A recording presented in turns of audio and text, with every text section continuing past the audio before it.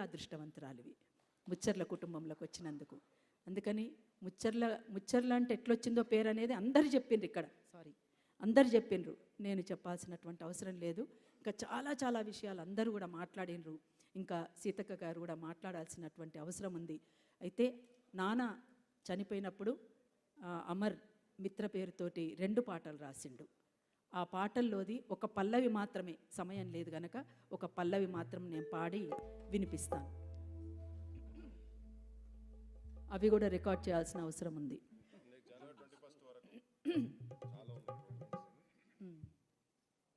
తమ్ముడు ఓకే పర్లేదు తమ్ముడు.